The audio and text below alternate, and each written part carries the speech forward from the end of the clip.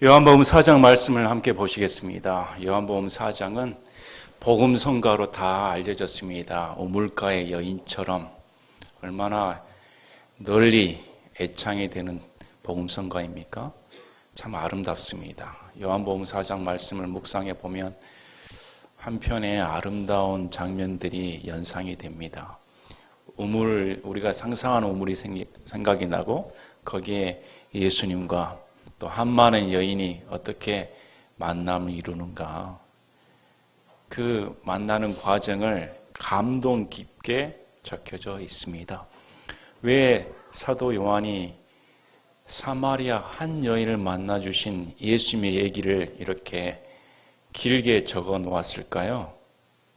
예수님의 사랑과 어떤 자를 예수님이 찾아오시는가 잘 적혀져 있습니다. 오늘 말씀을 보시면서 나는 어떤 사람이었는가, 또 예수님은 어떻게 나를 찾아오셨는가, 또 예수님을 만난 사람들의 반응은 어떻게 나타나는가, 한 사람을 변화시키는 능력이 예수님께 있으십니다. 어떠한 자도 가리지 않고 차별하지 않으시고 찾아와 주시는 예수님의 구원의 은혜가 잘 드러나 있습니다. 그래서 오늘 다시 말씀을 보시면서 어떻게 나 같은 인생을 우리 예수님께서 찾아와 주셨을까? 어떻게 나 같은 인생을 변화시켜 주셨을까? 다시금 깊이 생각해 보시기를 바랍니다. 요한복음 4장 말씀을 보았더니 이렇게 시작을 합니다. 예수님께서 유대를 떠나 갈릴리로 가시고자 했습니다. 갈릴리는 이스라엘의 북쪽 지방에 위치하고 유대는 남쪽 지방에 위치합니다. 그 중간에 사마리아가 위치를 하고 있습니다. 당시 사마리아와 유대인들은 적대적인 관계였습니다. 서로 상종하지 아니하는 관계였습니다. 그래서 사마리아 지역을 통과하는 것은 유대인의 입장에서는 썩 달가운 일이 아니었습니다. 그런데 본문 말씀을 보니까 우리 예수님께서 유대를 떠나 다시 갈릴리로 떠나가실 때 반드시 사마리아를 통과해야 하겠으므로 반드시 말씀이 나옵니다. 왜 성경에 반드시 나왔을까요? 무엇 때문에? 요한복음 4장에서는 사마리아 여자 한 사람이 주인공입니다. 예수님께서 사마리아를 가시고자 하는 목적은 이 여인 한 사람을 반드시 만나야겠다는 겁니다. 그래서 우리 예수님께서는 마음에 작정하신 대로 이 여인을 만나기 위해 반드시 사마리아를 통과해야겠다 하시고 수가라 하는 사마리아 도시에 이르셨는데 이곳은 야곱이 자기 아들 요셉에게 준 땅의 구역에 가깝더라. 수가라는 사마리아 도시가 있습니다. 지금 수가가 어디 있는가는 알려져 있지는 않습니다. 세겜일 것이다 이렇게 예측하기도 합니다. 그 근처에 야곱이 자기 아들 요셉에게 준 땅의 구역이 가까웠습니다. 이제 거기에 야곱의 우물이 있더라. 그런즉 예수님께서 여행에 지치셨으므로 우물에 그대로 걸터 앉으시니라. 때는 6시쯤 되었더라. 상세하게 사도 요한은 예수님에 대해 기록해 줍니다. 여행에 지치고 노곤하신 예수님께서 우물을 보시고 그 곁에 걸터 앉으셨더라. 때가 6시였다 이렇게 나옵니다. 요한복음은 다른 복음하고 다른 점이 있습니다. 요한복음은 시간이 다릅니다. 다른 마태, 마가, 누가복음 또 사도행전을 비롯한 시간을 말할 때는 이스라엘 사람들이 사용하는 시간을 말합니다. 보통 때가 3시였다, 6시였다 다른 복음서에서는 이렇게 말할 때는 거기다가 6을 덧해서 말을 할 때 로마인들이 사용하는 오늘날의 시간이 되는 겁니다. 그러나 요한복음은 그대로 로마인들이 사용하는 시간을 정합니다. 6시면 그대로 6시인 겁니다. 요한복음 19장 14절에 우리 예수님께서 빌라도에게 재판을 받으십니다. 빌라도에게 판결을 받을 때 이렇게 기록되어 있습니다. 6시였다 이렇게 기억이 됩니다. 그 말씀을 보면 누구든지 오전 6시에 우리 예수님께서 십자가 형벌의 판결을 받으시는 겁니다. 그래서 요한복음은 다른 복음서와 다르게 시간이 그대로입니다. 그럼 여기 6시는 언제일까요? 저녁 6시입니다. 많은 분들이 여기다 6을 더해서 한낮에 땡볕인 정오일 것이다, 12시다 이렇게 가르치는데 그렇지 않습니다. 요한복음은 로마인들이 사용하는 시간 그대로 사용합니다. 그래서 여기 6시는 저녁 6시인 겁니다. 그래서 우리 예수님은 하루 종일 걸어오신 겁니다. 하루 종일 걸어오셔서 지치신 겁니다. 누구 때문에? 여인 하나 때문에. 이 여자를 만나야 되니까. 그리고 거기에 걸터 앉으셨습니다. 그랬더니 한 사마리아 여자가 물 기르러 왔습니다. 예수님께서 그녀에게 마실 물을 내게 달라 하셨습니다. 여기서부터는 사마리아 여자와 예수님의 7가지 질문과 7가지 답변의 말씀이 그대로 나옵니다. 예수님께서 먼저 질문을 하십니다. 먼저 말을 건네십니다. 항상 죄인에게 예수님은 먼저 다가오십니다. 항상 먼저 찾아오십니다. 예수님께서 찾아오시 아니하시면 나올 자가 없는 겁니다. 어느 누구도 바라보지 못했던 이 사마리아 여인에게 만왕의 왕이신 우리 예수님께서 먼저 말을 건네셨다. 이것이 은혜인 겁니다. 그래서 우리 예수님께서 그 여인에게 마실 물을 내게 달라 이렇게 요청하십니다. 요청했더니 사마리아 여자가 그분께 이르되 당신은 유대인이면서 어찌 사마리아 여자인 내게 마실 물을 달라고 하십니까? 이는 유대인이 사마리아 사람과 상종하지 아니하기 때문이더라. 성경에서는 당시 유대인과 사마리아인이 적대적인 관계였다 이렇게 언급을 합니다. 유대인인, 그것도 남자가 여자에게 말을 건네는 것은 유대인으로서 하는 행동이 아닙니다. 그래서 여자가 나는 사마리아인이고 거기다가 여자인데 유대인인 남자가 어떻게 나에게 말을 건넬 수가 있습니까? 이건 자신의 상식으로는 받아들이기 힘든 당시 규례에 어긋나는 일이었습니다. 여인이 봤을 때 예수님의 용모, 아마 이런 외적인 것을 보았을 때 분명히 이분은 유대인이다 이렇게 한눈에 알아봤다는 겁니다. 그런데 왜 내게 이렇게 물을 달라고 말씀하십니까? 이렇게 말을 합니다. 우리 예수님께서는 한 사람을 다루실 때 섬세하십니다. 우리 예수님의 계획에는 착오가 없습니다. 섬세한 그 손길을 피할 수가 없는 겁니다. 여인의 답변을 유도해내고자 여인의 깊은 문제를 예수님이 알고 계셨기 때문에 물 문제를 가지고 먼저 꺼내주신 겁니다. 먼저 꺼내주셔서 여인에게 관심을 보이시는 겁니다. 그래서 여인이 예수님께 관심을 갖도록 유도해내시는 겁니다. 당시 유대인과 사마리아 관계가 왜 안 좋았냐면 BC 721년경에 아시리아가 북이스라엘을 점령을 합니다.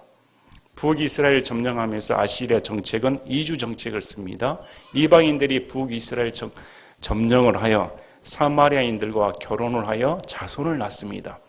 유대인들은 이스라엘의 혈통이 사마리아인들이 더럽혀졌다. 이방인 취급을 하였습니다. 그래서 바벨론 포로 생활 이후에 유대인들이 성전과 성벽을 재건하는데 사마리아 사람들도 우리도 이스라엘 사람이니까 같이 동참하겠다 요청을 했습니다. 그러나 유대인들이 단호히 거절합니다. 너희들은 이미 혈통에서 벗어난 자들이다. 우리들이 정통이다. 이렇게 엇박자가 납니다. 그래서 BC 400년경에 사마리아인들은 따로 그리심산에 성전을 세웁니다. 그래서 이스라엘 성전이 2개가 생긴 겁니다. 예루살렘에 있고 그리심산에 있는 겁니다. 그런데 BC 108년경에 유대인들이 그리심산에 있는 성전을 파괴시켜버립니다. 이스라엘은 오직 예루살렘에만 성전이 있어야 되지 그 땅에 두 개가 존재할 수는 없다는 겁니다. 여러분이 사마리아이라면 이 유대인들을 좋게 여기겠습니까? 자신이 그래도 야곱의 후손을 여겼던 자들인데 우리도 그리심산에서 하나님을 섬길 수 있다. 그런데 유대인들이 쳐들어와 그 성전을 무너뜨려 버렸다면, 그래서 이후로 돌이킬 수 없는 적대적인 관계가 되었던 겁니다. 그래서 유대인들은 사마리아인과 상종하지 않고 사마리아인도 유대인과 상종하지 않았습니다. 이런 원수 관계나 다름없는 사이에 어떻게 나에게 먼저 말을 걸어주십니까? 그래서 예수님께서 그녀에게 대답하여 이르시되 내가 만일 하나님의 선물을 알고 또 내게 마실 물을 내게 달라는 이가 누구인 줄 알았더라면 그에게 구하였을 것이요 그가 내게 생수를 주었으리라 하시니, 쉽게 말하면 지금 내가 누구인 줄 알았다면 너는 내게 물을 달라고 요구했을 것이다. 나는 너에게 생수를 줄 수가 있다는 겁니다. 자, 여기서부터 우리 예수님께서는 여자의 육적인 소욕을 영적인 갈구로 바꿔나가십니다. 여자의 육적인 만족을 예수님을 향한 마음으로 돌이키는 과정을 기록해 주시는 겁니다. 여기서 생수는 우리가 먹는 이런 물을 의미한 게 아닙니다. 요한복음 7장에 보면 생수는 성령님을 의미합니다. 그 배에서 생수의 강이 흘러 넘치리라. 그래서 우리 예수님께서는 이런 우물물이 아닌 생수를 내가 줄 수 있으므로, 성령을 줄 수 있으므로 나에게 요구했을 것이다. 이렇게 말씀해 줍니다. 그러나 여인은 아직 생수의 의미를 모릅니다. 예수님이 누군지도 모르는데 어떻게 알 수가 있겠습니까? 그래서 여인의 대답이 11절, 12절에 나옵니다. 선생님이여, 선생님께는 물기를 그릇도 없고 이 물은 깊은데 선생님이 어디에서 그 생수를 얻겠나이까? 여인의 대답을 유념해 주시길 바랍니다. 처음에 예수님께 이 여인은 호칭이 당신으로 말합니다. 당신이 왜 내게 요청을 합니까? 지금 호칭은 선생님 나옵니다. 하나님을 언급을 하고 생수를 언급하시는 걸 보니 이분은 보통 인간이 아니라는 걸 알았습니다.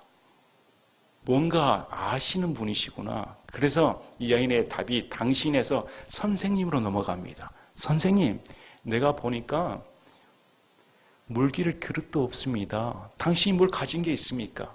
야곱보다 큽니까? 야곱은 우리 조상으로서 이 우물을 주셨는데 당신은 어디가 우물이 다른 곳에 있습니까? 이 우물의 깊이가 얼마 될까요? 우리가 생각하면, 우물 생각하면 옛날 시골에서 이렇게 물동이 딱 내밀고 여인들이 옹기종기 나야 다 이렇게 뜨는 그런 우물을 생각하는 겁니다. 깊어봤자 한 3에서 5m 이 정도로 생각하실 겁니다. 이 우물은 몇 미터일까요? 적어도 30m입니다. 길게는 50m까지 봅니다. 당시 우물의 깊이는 30에서 50m 정도 됩니다. 두레박으로 말하면 줄이 얼마큼 있어야 될까요? 얼마나 긴 줄이 필요할까요? 그래서 여인이 그렇게 물어보는 겁니다. 아니, 선생님, 물기를 그릇도 없지 않습니까? 그렇게 긴 줄도 없지 않습니까? 밧줄도 없지 않습니까? 그런 능력도 없는 것 같은데 무슨 물을 준다고 저에게 말을 하고 있는 겁니까? 여러분이 예수님이라면 이 말을 들었을 때 어떻게 얘기했습니까? 당신이 야곱보다 크니까 이 말을 들은다면 예수님의 자존심이 상할 말씀 아닙니까? 우리 예수님의 목적은 이 여인을 구원시키는 겁니다. 그래서 이 여인의 수준에서 다 받아주시는 겁니다. 13절에 예수님께서 그녀에게 대답하여 이르시되 누구든지 이 물을 마시는 자는 다시 목마르냐니와 누구든지 내가 줄 물을 마시는 자는 결코 목마르지 아니하리니 내가 줄 물은 그 사람 속에서 솟아나는 우물이 되어 영존하는 생명에 이르게 하리라. 여인에는 온통 물에만 관심이 있었습니다. 당신이 어떻게 야곱보다 큰 자가 됐다고 말을 합니까? 다른 우물이 있어서 내게 물을 줄 수 있다고 말을 하는 겁니까? 했더니 나는 이 육적인 물을 말을 하고 있는 것이 아니라는 겁니다. 내가 주는 물은 그 속에서 솟아나는 영원한 생명의 물이다. 그에게 복음이 무엇인지, 은혜가 무엇인지, 진정 추구할 것이 무엇인지 여인에게 가르쳐 주는 겁니다. 뜬금없는 소리가 아닌 겁니다. 그래서 여인은 아직도 예수님의 말씀을 이해할 수가 못했습니다. 만약에 그런 물이 있다면 내게 주시길 바랍니다. 당시 여인들은 해야 할 일이 물을 기르는 거였습니다. 여인들은 하루에 꼭 한 번씩은 물을 기르러 나와야 됐습니다. 얼마나 귀찮은 일입니까? 또 세겜성에서 약 1.5km 우물이 떨어져 있습니다. 짧은 거리가 아닙니다. 날마다 물을 기르러 가는 것은 노동이 필요한 겁니다. 그래서 여인이 생각했을 때, 야, 끊임없이 솟아나는 샘물이 있다면 내게 주시길 바랍니다. 그런 물이 있다면 내가 고생할 필요 없지 않습니까? 아직도 자신이 생각하는 육적인 면에서 벗어나질 못합니다. 그랬더니 이 여인에게 어떻게 예수님께서 대답하십니까?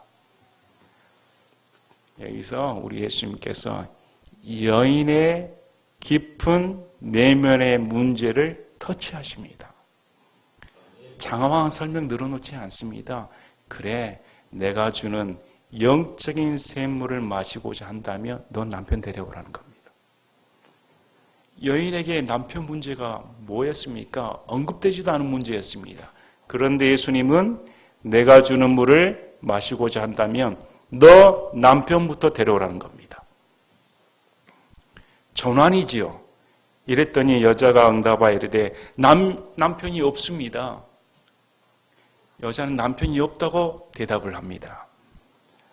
여기에는 두 가지 의미가 있습니다. 진실된 면이 있습니다. 뒤에 우리 예수님의 말씀을 들으면 너는 참 남편이 없는 게 맞다, 이렇게 맞장구를 쳐줍니다. 또 진짜 남편이 있었는데 만족하지 못하고 있다는 겁니다. 이 여자는 저는 남편이 없습니다, 이렇게 말을 합니다. 데려올 수 없다는 겁니다. 그랬더니 우리 예수님께서 남편이 없다는 말이 옳다. 내게 5 남편이 있었고 지금 내게 있는 자도 내 남편이 아니니 그 점에서 내 말이 참되도다. 이 여인의 과거를 알고 계신다는 겁니다. 처음 본 사마리아 여인이었습니다. 사마리아 여인은 처음 본 낯선 남자에 불과했습니다. 그런데 그 낯선 남자로 이겼던 그분이 이 사마리아 여인의 한평생의 모든 삶을 다 꿰뚫어 보고 계셨다는 겁니다. 너는 남편 5이 있었어. 그리고 지금도 남자가 있는데 지금 있는 남자는 내 남편이 아니다. 그래서 신학자들이 지금 있는 남편은 결혼하지 않고 동거하는 부적절한 관계 속의 남자이다, 이렇게 해석을 합니다. 그래서 예수님께서는 지금 동거하는 남자도 내 남편이 아니니 네가 남편이 없다는 말이 참되다, 이렇게 말씀하십니다. 자신의 속이 들통난, 자신의 전 인생이 예수님 앞에 드러난 여인의 입장은 어떨까요? 숨기고 싶은 과거가 드러났을 때 이 여인의 반응은 어떨까요? 여러분이라면 어떤 반응을 느낄까요? 어떻게 내 인생을 알고 계셨을까? 어떻게 남편 5이나 있었던 부끄러운 과거를 그렇게 꿰뚫어 보실 수가 있었을까? 그래서 여자가 그분께 이르되 선생님이여, 내가 보니 선생님은 대언자로소이다. 이제 당신에서 선생님을 옮기고 예수님께서 자신의 삶을 꿰뚫어 본 순간 하나님께서 가르쳐 주지 않는 이상 나의 삶을 알 수 없으므로 하나님께서 보내주신 대언자입니다. 이렇게 한 발짝 예수님께 다가갑니다. 그래서 우리 조상들은 이 산에서 경배하였는데 당신들은 이르기를 사람들이 마땅히 경배할 곳이 예루살렘이 있다 하나이다. 대언자, 하나님께서 보내주신 대언자이므로 저도 경배하고 싶다는 겁니다. 하나님께 경배하려면 우리 그리심산에서 지금 경배해야 됩니까? 아니면 예루살렘에 가서 경배해야 되는 겁니까? 우리 조상들은 여기서 경배를 합니다. 어디에서 경배하는 것이 마땅합니까? 이렇게 물어보니까 21절에 예수님께서 그녀에게 이르시되 여자여 내 말을 믿으라. 자, 예수님께서 하실 수 있는 말씀입니다. 내 말을 믿으라. 하나님이시란 말입니다. 하나님이신 내가 내 말을 믿으라. 너희가 이 산에서도 아버지께 경배하지 아니하고 예루살렘에서도 경배하지 아니할 때가 이르니라. 너희는 너희가 알지 못하는 것을 경배하고 우리는 우리가 경배하는 것을 아노니 이는 구원이 유대인에게서 나기 때문이라. 우리 여기서 놓치지 말아야 할 점이 있습니다. 기독교의 뿌리는 유대교입니다. 사마리아 여인에게 분명히 언급을 합니다. 구원은 유대인에게서 난다. 유대인에게서 난다는 겁니다. 유다 자손으로 우리 예수님께서 오셨습니다. 우리 예수님 이스라엘 사람입니다. 하나님께서는 이스라엘에게 하나님의 말씀을 맡기셨다고 로마서 3장에 기록되어 있습니다. 그러므로 기독교의 뿌리는 유대인교인 겁니다. 이스라엘과 분리돼서 생각할 수가 없는 겁니다. 구원은 유대인에서 나는 겁니다. 그러나 참되게 경배하는 자들이 영과 진리로 아버지께 경배할 때가 오나니 곧 지금이라. 이는 아버지께서 자기에게 그렇게 경배하는 자들을 찾으시기 때문이라. 우리 예수님은 여기서 중요한 사실을 가르쳐 줍니다. 경배는 장소가 중요하지 않다는 겁니다. 어디서 드리는 것이 중요하지 않다. 어떻게 드리냐가 중요하다는 겁니다. 많은 분들은 장소를 중요시합니다. 예배당을 신성시하고 교회에 나와 새벽 기도하고 철야 기도하면 기도발이 올라간다고 착각을 합니다. 집에서 기도하면 하나님께서 덜 들어주시는 것 같고 화장실에서 기도하면 하나님이 귀를 닫으시는 듯 여겨지는 것 같습니다. 우리 예수님은 그런 거 상관치 않다는 겁니다. 하나님께 거룩한 장소는 존재하지 않습니다. 여러분이 서 있는 장소, 기도하는 장소가 다 거룩한 장소인 겁니다. 그래서 장소 불문하지 말고 하나님께 나오라는 겁니다. 영과 진리로 예배드리는 것이 장소보다 중요하다. 영으로 예배를 드린다는 것은 육적으로 드리지 말라는 겁니다. 육적인 느낌, 육적인 체험, 인간에게 보이게 한 위선적인 행동들은 하나님께 용납되지 않습니다. 영적인 말씀으로 충만하고 성령 충만하여 진실되게 하나님께 아뢰는 그런 예배를 드리라는 겁니다. 진리와 함께 말씀의 기초에서 여러분 예배를 어떻게 드립니까? 어떠한 마음으로 이곳에 나와 주셨습니까? 여기서 다른 온갖 잡동사니 생각하고 있는 거 아닙니까? 교회 형편에 대해서, 가정 형편에서 지금도 헛생각을 품고 있지는 않습니까? 그렇다면 그 예배는 헛된 것입니다. 여러분 예배를 드릴 때 정말로 마음을 다하여 영과 진리로 예배를 드려라. 하나님께서 그런 자를 찾으신다는 겁니다. 지금이다. 하나님은 영이시니 그분께 경배하는 자들이 반드시 영과 진리로 그분께 경배할지니라 하시니라. 이 놀라운 말씀을 접하고 이 사마리아 여인은 이런 가르침을 받은 적이 없습니다. 누가 이런 여인에게 이런 가르침을 주었겠습니까? 메시아가 아니고서는 가르침을 줄 수가 없는 겁니다. 그래서 이 여인이 이렇게 말합니다. 메시아 곧 그리스도라는 분이 오실 줄을 내가 아노니 그분께서 오시면 모든 것을 우리에게 말씀하시리이다. 사마리아 사람도 유대인들도 기다리는 분이 계셨습니다. 그분이 곧 메시아였습니다. 이 사마리아 여인도 메시아를 애타게 기다리고 있었습니다. 그분께서 오시면 모든 것을 밝히 내게 말씀해 주셨을 겁니다. 아직도 예수님이 누군지는 모르지요. 그래서 우리 예수님께서 직접 그녀에게 말씀합니다. 내게 말하고 있는 내가 그다. 메시아라는 겁니다. 여기 내가 그다라는 말은 I am입니다. I am이란 말은 출애굽기 3장에 나오는 주님의 이름이 무엇입니까? I am that I am. 그래서 I am이라는 말씀은 내가 구약의 여호와 하나님이다. 이 말씀하고 통일하다는 겁니다. 여인에게 내가 지금 너에게 말하고 있는 내가 바로 구약의 여호와 하나님이다. 그래서 여인이 이렇게 말합니다. 27절에 보니까 제자들이 왔는데 예수님께서 여인하고 대답하는 것을 보고 아무 말 하지 않습니다. 예수님을 존경했다는 겁니다. 이 여인의 반응이 어땠을까요? 자신에게 말을 건네주시고 자신에게 생수를 건네주시고 자신에게 메시아가 누구인지를 가르쳐준 이 메시아를 만났을 때 그의 반응이 어땠을까요? 28절에 그때 여자가 자기의 물 한 항아리를 버려두고 자기 길로 가서 도시로 들어가 사람들에게 말하되, 이제 육적인 것을 놓아버렸습니다. 이제 영적인 생수를 마시게 된 겁니다. 육적인 면에서 예수님을 만나 이제 모든 가치관이 변해버렸다는 겁니다. 진정한 메시아를 만났다는 겁니다. 그래서 뛰쳐나가 와서 지금까지 내가 행한 모든 일을 내게 말한 사람을 보라. 이분은 그리스도가 아니냐. 대언자로 불렀습니다. 그러나 그 대언자가 메시아라는 사실을 알게 되었다는 겁니다. 한낱 낯선 남자, 유대 남자로 보였던 그분이 자신과의 대화를 통해 자신의 모든 것이 드러난 순간, 자신의 모든 것을 꿰뚫어 보신 그분이 메시아는 사실 안 순간, 5 남편이 있었고 지금 남편도 자기에게 만족을 주질 못했는데 참 신랑이 아니었는데 이 예수를 만난 순간 자신의 모든 육체적인 문제가 다 해결되어 버렸다는 겁니다. 물 한 항아리를 다시 들 필요가 없었다는 겁니다. 거기에 연연할 필요가 없었던 겁니다. 제껴놓고 바로 도시로 들어가 이분이 그리스도시다. 와서 내게 말한 것을 들어보라는 겁니다. 이분이 나의 삶을 전체를 보시고 구원하여 주신 그리스도가 아니냐.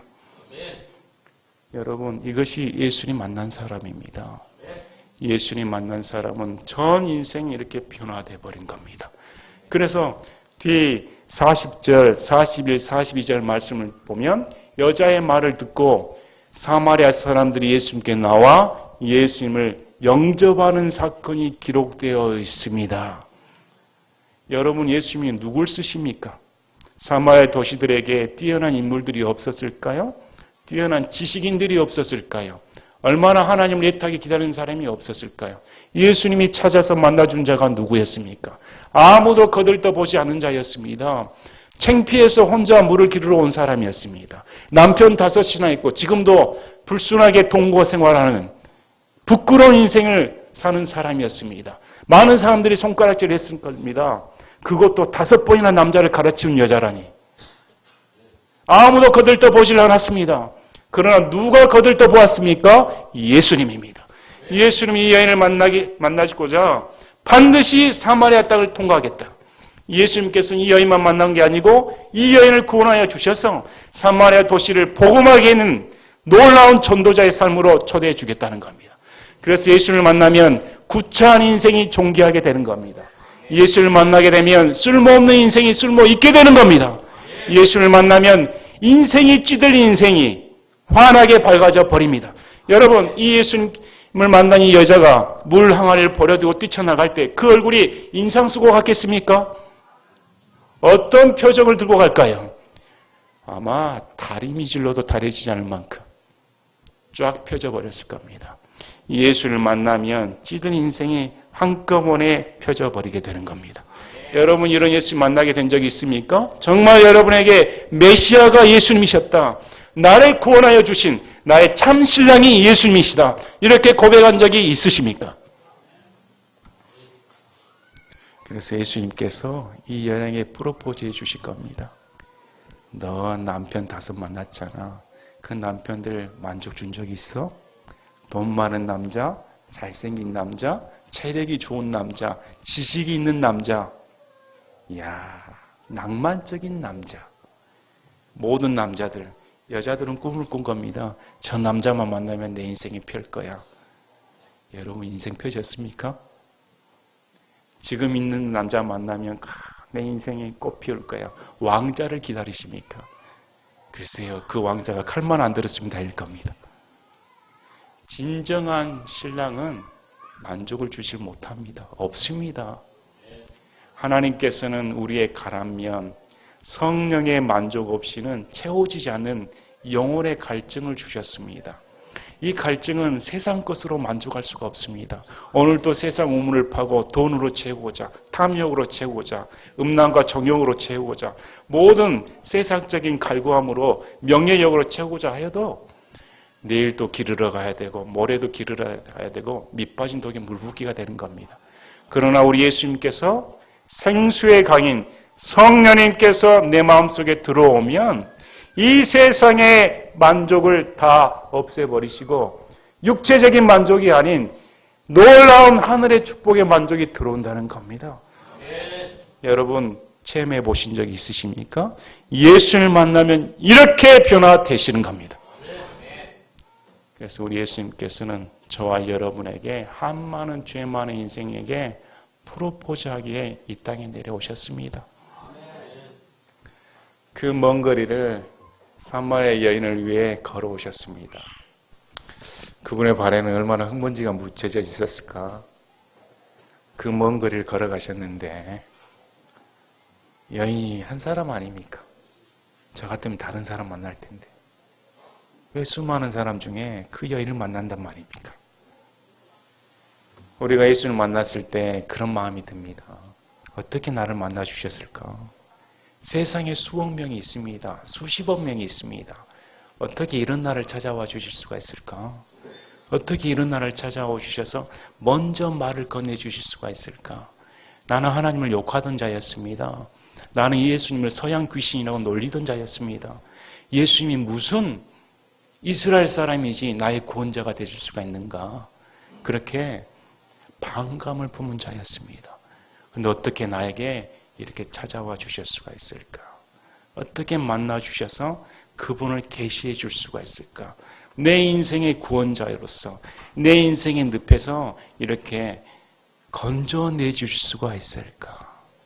그것이 은혜입니다. 예수님을 만난 사람은 달라집니다. 인생이 변화되고 삶이 변화되어 외칠 수밖에 없습니다. 내 삶을 만나주시고 구원해 주신 예수님을 와서 보라는 겁니다. 그래서 실제적으로 우리 예수님께서는 저 높은 하늘 왕자를 버리시고 육체의 몸으로 이 땅에 내려오셔서 종의 형상으로 내려와 인간을 종처럼 섬겨주셨습니다. 자신이 종으로서 인간을 섬기기 위해 목숨까지 내바쳐 주셨습니다.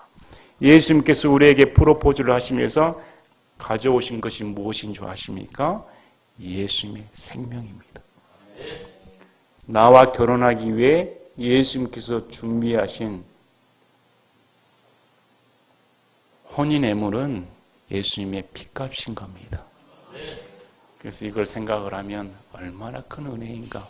누가 나를 위해 죽어주실 수가 있었을까? 누가 나의 아픈 마음을 위로해 주셨을까? 바로 예수님입니다. 그래서 오늘 말씀을 통해 예수님께서 내 인생에게 프로포즈해 주시고 나를 신부 삼아 주셨다. 내 인생의 메시아가 예수님이다. 깊이 생각하시는 여러분이 되시길 바랍니다. 또 이분을 만나야만이 내 삶이 변화됩니다. 반드시 이분과 결혼하시길 바랍니다. 제가 이전에 다른 나라로 선교를 떠난 선교사에게 만났습니다. 선교사에게 제가 선교사님, 그런 불모제가 얼마나 고생이 많으실까요? 누가 도와줄 분 계십니까? 이렇게 물었더니 그분이 하시는 말씀이 우리 수님 씨가 있어. 수님 씨가 같이 가거든. 무슨 소리입니까? 했더니 옆에 분이 그것도 몰라. 예수님 말하잖아. 수님 씨면 다 돼. 그분은 한 번도 떠나지 않습니다. 영원토록 나와 함께 거하신다. 믿으시기를 바랍니다. 제가 기도하고 마치겠습니다.